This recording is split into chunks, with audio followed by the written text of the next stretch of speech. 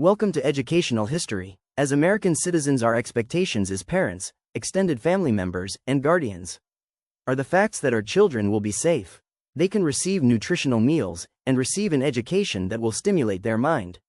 Children look to adults to provide those things on a daily basis. What has started in the United States as a way to make employees really isn't the best options for children and their families. The educational system needs to be changed. The livelihood of families in the United States depends on better education that will make our children smarter and more productive. This process of using techniques from the past that will hold our children back from creativity and non-inclusion from the rest of the world isn't acceptable. Hello, my name is Professor Ed. One of the biggest issues is the fact that eugenics and racism in education are holding all of our children back in worthwhile education. Let us get started. Let us talk about Charles Darwin and eugenics. To some, Charles Robert Darwin is the godfather of eugenics. Charles Robert Darwin was a British biologist, geologist, and naturalist who is celebrated for his theory of evolution and natural selection. His 1859 book, On the Origin of Species, presented his ideas on how species evolve over time through natural selection. Darwin's theory explains how traits best suited to an environment are passed on, becoming more widespread and eventually leading to new species. If lies and subterfuge makes you convinced that certain subject matter is based on science, this is why certain people have stolen your access to critical thinking. Sir Francis Galton did the writing and Charles Darwin hijacked the research so that he could write a book that really isn't based on science. The study of how to arrange reproduction within a human population to increase the occurrence of heritable characteristics regarded as desirable.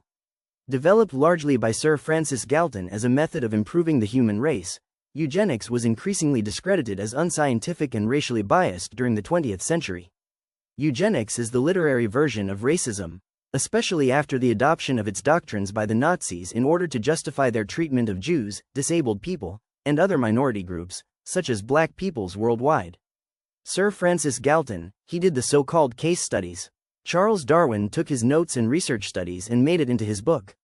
In his influential 1859 book, On the Origin of Species, the list of followers to this doctrine was never-ending. Here is a small list of authors and works known for incorporating eugenic source material, often to explore ideas of heredity, degeneration, and race.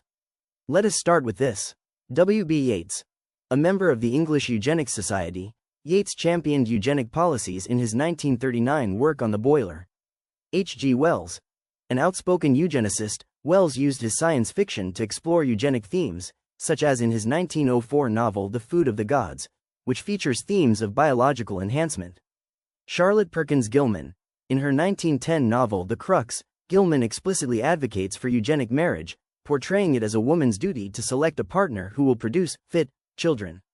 These users of bad source material, we will share in more detail with other videos. Madison Grant. A leader of the American eugenics movement, Grant published the widely influential 1916 racist text The Passing of the Great Race. Margaret Sanger. The birth control activist strategically aligned her movement with eugenic arguments during the 1910s and 20s to gain legitimacy for birth control. The creator of Planned Parenthood. The JEB in the U.S. education system is immersed in eugenics. Racism is built into the American education system. The makers of the ACT test, plus the entire American teaching system, was all based upon eugenics. If you went through the United States education system, which is K-12th grade, you were immersed in racism and lies. You didn't have a choice at all if you wanted your high school diploma with an opportunity to go on to college. The SAT was created by Carl C. Brigham, a psychology professor at Princeton University and a pioneer in psychometrics. Brigham adapted the Army Alpha test and other work from his time with the eugenics movement to develop the Scholastic Aptitude Test, which the College Board first administered in 1926 to select scholarship recipients for member schools. There were authors who critiqued eugenics. They are worth reading. Aldous Huxley. His 1932 dystopian novel Brave New World is a famous critique of eugenics, depicting a future society that uses scientific breeding to create a rigid, hierarchical caste system. George Orwell. Like Huxley, Orwell's 1949 novel 1984 depicts a dystopian society that marginalizes and excludes certain social groups through eugenics. Proper education will help us all, by exposing the flaws and dangers of the ideology, particularly the racist and totalitarian potential. E. B. Du Bois.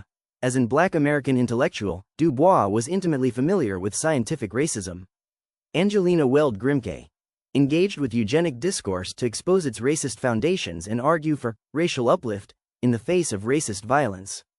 Edith Wharton used eugenic motifs of blood and heredity to explore the limitations of marriage and critique the era's social anxieties around moral and physical degeneration.